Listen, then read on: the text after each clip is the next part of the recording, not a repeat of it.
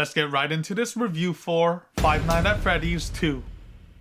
Alright, so this film is a direct sequel to Five Nights at Freddy's, which came out back in 2023, with Emma Tammy directing both of these films. Now, I'll be honest in saying that I thought that the first film was mediocre as a cinematic package, and I don't remember it being all too worthwhile to remember post-screening. But I do know that the film still garnered incredible box office success, as fans of the games were still pleasantly surprised with what the cinematic iteration of this world was able to pull off with the first film. And here we are now in 2025, almost 2 years since the first film released, where a sequel is finally out and about. I have to say, I was still excited to check this film out, as the previews in itself already seem to be a big step up in the right direction to make for a pretty fun package. And now that I've seen the film, what did I think about the cinematic package here? This was unfortunately pretty darn mediocre, just as I remembered the first film to be. Now to get started, I do think that the fans of the game will still have plenty of callbacks to the game itself to find joy and enthusiasm in as the acts play out. Unfortunately though, it's going to have a polarizing effect for most critics and other general moviegoers out there who wanted to go into this horror experience blindly still without having played the games. Ultimately, I think it's safe to say that Five Nights at Freddy's was simply meant to be a horror game first, rather than to be lore smart. I think the most perfect example of this is showcased in the film when Josh Hutcherson's character Mike eventually steps back into the classic game scenario at Freddy's. That in itself is a perfect example of how dumb the entire concept can feel in the cinematic iteration compared to the games, especially when you see these fully fleshed segments play out. Again though, fans of the game will find plenty of nostalgia and laughter to the experience these characters all go through. Now, I myself haven't played these games, but I did see a wide variety of playthroughs back then when the game was at its peak popularity. But you just simply cannot tell me that the lore of Five Nights at Freddy's is anything better than B tier. As a matter of fact, many moments in this film stoop as low into the D tier level, with many of the nonsensical plot holes, absurd timing, and a general absurdity that lingers throughout the entire experience. But anyways, I do want to break down a few solidified positives for the film. First off, I do think the actually engineered animatronics all looked fantastic. The visuals and set locations are also undoubtedly reminiscent of the world to Freddy's, which is definitely a plus. Lots of fan service and eye candy to explore here. I also thoroughly enjoyed the cast really immersing themselves into this silly little world. So kudos to the effort that went into all aspects of the production. Now as for my biggest bummer to this experience, with the general concept and lore of Five Nights at Freddy's aside, this honestly wasn't as scary as they made it out to be. I think it's almost close to the same level of the mediocre scares you get in the first film. That really did bum me out quite a bit. Bottom line though, I just found myself having a neutral time with this cinematic experience. My final score for Five Nights at Freddy's 2 is 6 out of 10.